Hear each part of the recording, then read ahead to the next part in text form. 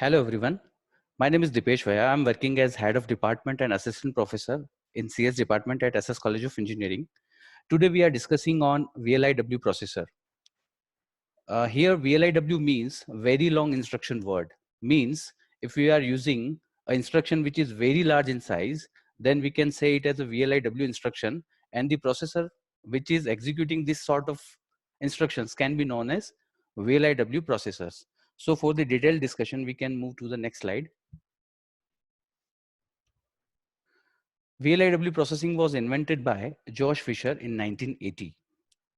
VLIW refers to the processor architecture designed to take advantage of instruction level parallelism. Here, the term instruction level parallelism is very important, which is the basic idea of having very long instruction word. By instruction level parallelism, we mean that what we are doing is we are choosing some sort of or some instruction from the instruction line and treating them as, or we can say that these selected sort of instruction will be run on multiple processors or multiple processing units simultaneously. Okay, so instruction level parallelism means where we can achieve a parallelism on the basis of instructions. Instruction of a VLIW processor consists of multiple independent operations grouped together. There are multiple independent function units in VLIW processor architecture. Here, the point is very important. Here we are saying that a processor which is having VLIW instruction execution facility should possess multiple processor or multiple functional units. Each operation in the instruction is aligned to a functional unit. Means a group of instruction will be selected and all the instructions will be sent to different functional unit for a simultaneous execution. All functional units share the use of common large register file. This type of processor architecture is intended to allow higher performance without the inherent complexity of some other approaches. For the detailed discussion, we are moving to next slide. These are the three different approaches to achieve parallelism while execution. First one is pipelining. It is totally different from the current scenario. So we are not discussing on pipelining right now. Second one is superscalar architectures. And third one is out of order execution. The out of order execution means the order in which program executes generally, we are breaking that execution order and we are making out of order. So it is known as out of order execution. So these are the three different approaches to achieve parallelism, or we can say speed up during the performance of a system. Now we are talking about VLIW compiler. VLIW compiler is responsible for static scheduling of instructions in VLIW processor. Means what we are doing is we are scheduling the instructions that how they will be performed or they will be executed on different processor. While the execution of the same, we are preparing a static schedule. Like static means before running a particular set of code, we are deciding that in which order they will execute on which functional unit. Compiler finds out which operations can be executed in parallel in the program, or compiler should be that much capable that it should find out that how much or how many lines of the program can be executed parallelly. It groups together these operations in single instruction, which is the very large instruction word. So part of the program which can be executed parallelly will be combined in a single instruction, and then we will call it as very large instruction word. So a very large instruction word is a combination or a collection of two or more different instructions which can be sent to different processor for parallel execution. This is the basic idea of this VLIW. Compiler ensures that an operation is not issued before its operands are ready.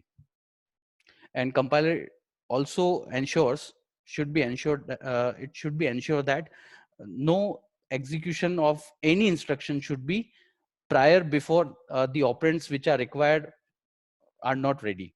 So when operands will be ready, then compiler will send for any execution.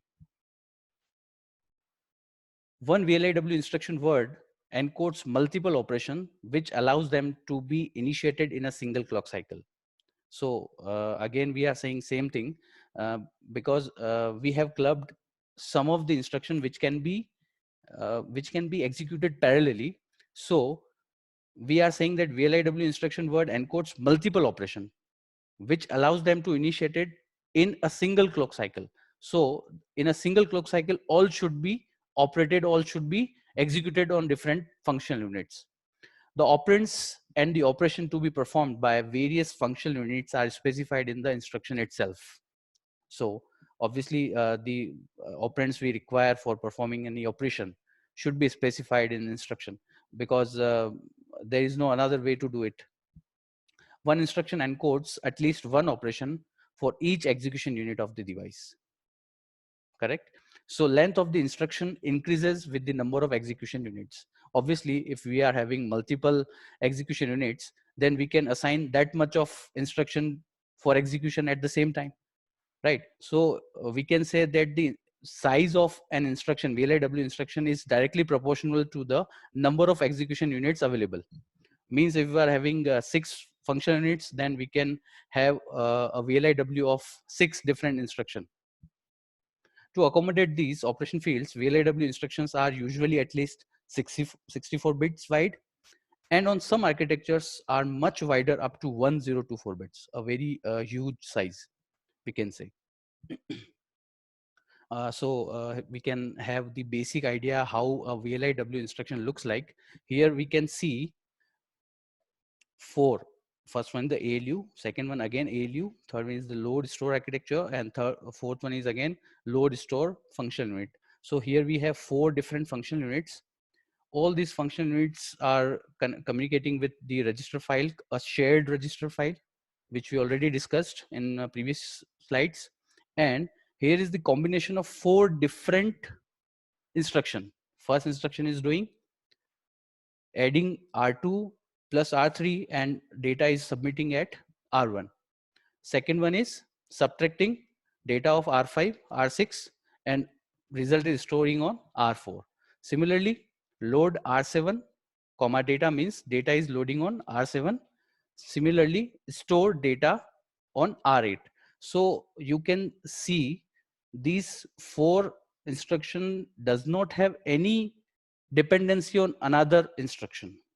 So we can say if these 4 instructions are sent simultaneously to different processing elements, they can be processed simultaneously. So what we done is we have chosen these 4 instructions from our set of code and combined them to form a VLIW instruction. Basically, VLIW is a collection of different parallelly executable instructions. In simple words, if I can say. Moving to the next slide. Here is a basic example of an instruction which is written as y equals to a1x1 plus a2x2 plus a3x3. Right here you can see in a sequential processor, if I do this instruction or for execution, it will be completed in 11 cycles. If I compare that, one cycle is of 1 minute. For example, if I consider that in one cycle it is the execution unit is taking 1 minute, so to execute this y, I will require 11 minutes. But if I choose the set of instruction which can be sent parallelly for execution, I can have this as a VLIW. What I did is I combined 2 of instruction. First one is load A1 and load X1 into a single cycle. So these 2 will form a single VLIW. Again, load A2 and load X2 and multiply Z1, A1, X1. This can be done in second cycle. Similarly, load A3, load X3, multiply Z2, A2, X2 means value of X2 and A2 is multiplied and saved to Z2. So this can be done in third cycle. Similarly, on fourth cycle, we can multiply X3 with A3 and store the result on Z3. And at the same time, we can add Z1, Z2 and store the result on Y. So basically, in this section, we can assume that we are having two load store units, one multiply unit and one add unit, which can work simultaneously. So we can assign each of these functional units with a single instruction so that they can work in simultaneous. So this is a simple example that we can see here that this particular execution will be done in 5 cycles. And if I compare to this with the left one sequential processor, it will be completed in 5 minutes if one cycle is taking 1 minute. So here you can say it is just half of the time taking by sequential processor. This is the basic difference between superscalar architecture and VLIW. In VLIW, what is happening is, here we can see multiple execution units, 1, 2, and n. These are the execution units. And this is the superscalar architecture, where we can see again same sort of arrangements of execution units. Here again, there are n executional units. What is the difference? Here is the major difference. You can see a single multi-operation instruction is fed to all these execution units. And here we can see multiple instructions are sent to these execution units. So here we are sending a single instruction, and here we are sending multiple instruction, right? So this is the basic difference between superscalar and a VLIW based architecture. So again, we come to the point that what is the difference between VLIW and superscalar? A superscalar receives conventional instruction conceived for sequential processors. And in VLIW, we receive long instruction word, as we discussed already, each comprising a field for each execution units. Basically, opcode is required, as we know, opcode is required for performing any operation through the execution unit. Instruction word length depends number of execution unit and code length to control each unit, such as opcode length and register. Typical word length is 64 to 1024 bits, as we already discussed, much longer than conventional machine word length. So see, this is the basic difference between superscalar and VLIW on the basis of instruction formulation. When we talk about instruction scheduling, the superscalar, it is done dynamically. As we already discussed in VLIW, what we have to do is we have to schedule a static scheduling of different instructions, right? So in superscalar, it will be done dynamically at the runtime, but in VLIW, it will be done statically before the runtime. Data dependency is checked and resolved in hardware. In superscalar, what we do is the dependency is checked and resolved in hardware. But in VLIW, it is done by compiler, not by hardware. So data dependency here is checked by checked with using a software, and in superscalar it is used with a hardware. Superscalar need a look ahead hardware window for instruction fetch, obviously, right? Because in any system, the next instruction to be fetched should be tracked by a simple pointer. And in superscalar, in case of superscalar, it will be a look ahead. And in VLIW, in case of unfilled opcodes in a VLIW, memory space and instruction bandwidth will be vested. Why? Because if we are having 6 processing elements which can work simultaneously, and if we have chosen only 2 of the instruction which can run simultaneously, then what will happen? My 4 processing elements will be idle for particular time.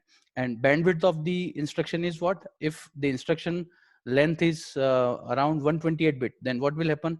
2 instruction will take only 64 bit, so other remaining bits will be wasted. So it will waste our instruction bandwidth also. What are the advantages of VLIW? Dependencies are determined by compiler and used to schedule according to function unit latencies. Function units are designed by compiler and correspond to the position within the instruction packet. The third one is reduce hardware complexity. Tasks such as decoding, data dependency, detection, instruction issue, etc. become simple. Potentially higher clock rate and lower power consumption. So these are the basic disadvantages of VLIW. Now we will talk about some disadvantages. Here, the higher complexity of the compiler should be more powerful.